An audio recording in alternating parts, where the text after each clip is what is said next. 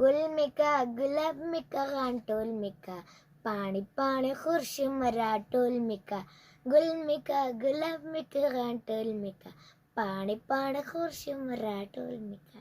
بچی دا د چا دی؟ دا زما را بابا. دا کتاب دی؟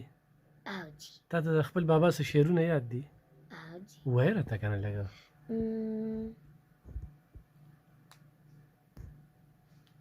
دغه اخیره مې دغه پیج والی وویم. او زما ټول خجن په حسن سپوږمۍ رڼا راټولې دا حقیقت دی دروغ نه دي په رښتیا راټولې اور خورشوي زړه مې خو ګیا پتا راټولې بس پتا راټولې زما ټول جن خو په حسن سپوږمۍ رڼا راټولې حسن زما رور دی سپوږمۍ زما خور ده او رڼا زه یم. او د پلار نوم دې څه دی؟ فیاض مشال. او فیاض مشال چې کوم دی نو ریډیو کې خو زه ته پروګرام کې که نه د هغه کوم الفاظ او هغه څنګه سټارټلي څه دې زده کړي؟ ګل ګل اورېدونکو زه یم ستاسو کشر ستاسو خپل فیاض مشال. او مور دې ریډیو اوري که نه؟ او جی. او تا چې ریډیو ته راپرېږدي نو څه وایي دا ته؟ ما ته وایي وی خپلو مینهوالو سره په مینه خبرې وکړه تا ته څه نعت او خسته خسته خبرې وکړه پروګرام په حواله څه خبرې وکړه. او سپوږمۍ څه تا ته څه نعت څه درته یاد دي؟ لکه څنګه؟ ګانا سندره یا څه نعت څه درته یاد دي؟ نعت ما ته یاد دي. ووایه لږ.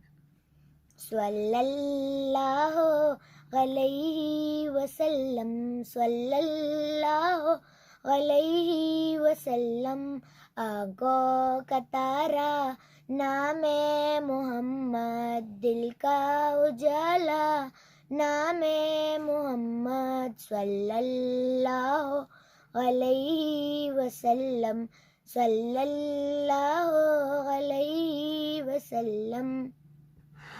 ګرانو کتونکو دا د فیاض مشال زمونږ ستر شاعر ستر آرجې د هغې لورکۍ ده او موږ ریډیو ته رابللې وه خصوصي پروګرام مو سره وکړو خو دا لږ شانتې ریکارډینګ تاسو سره شریک کړه او کامیابي وله غواړو دعاګویي ورته چې مستقبل کې دا یو ښه وګړی یو تکړه بچی چې کومه ده مخې ته راشي او سکول خو یې سویم کې که نه 6 کې صحیح ده بیا رسېدلې ده نو سپوږمۍ او سپوږمۍ ده ماشاءالله رڼا یم ښه رڼا او سپوږمۍ دې خور ده.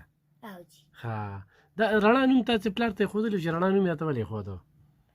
ځکه چې زه خو مشرم یم او زما بابا چې زه راوستم که نه نو زما بابا چې خپلې امې ته بیبي ته وی چې بیبي ورته وی چې ستا دې ماشومې له بس مونږ څه نه میږدو نو چې بجلي رااله او بلب ولګېدو نو زما بابا ورته وی دا چې راخله نو زما بیبي ورته وی دا بجلي نو زما بابا ورته وی نه رڼا مشال. رڼا مشال. او سپوږمۍ بیا څنګه راله؟ سپوږمۍ زما خور چې کله پیدا شوه نو زما بابا ټوله شپه چې دی سپوږمۍ ته یې کتل او د هغې سهاره لکه هغې ته یې کتل او هغې ښه رڼا درته ووایه چې بیا سپوږمۍ راله نو سپوږمۍ څنګه راله نوم څنګه کېښودی شو؟ زما بابا چې دی ټوله شپه یې چې دی سپوږمۍ ته کتل او هغې سره خبرې کولې او ژړلې نو زما بابا چې بیا هغه راوسته نو بیا زما بابا هغې له سپوږمۍ نوم کېښود. ستا رڼا او د هغې سپوږمۍ. او د ورور دې څه نوم دی؟ حسن مشال. حسن مشال. ډېره مننه ګلالی ډېره مننه زه به ورته ګلالی ویم ښه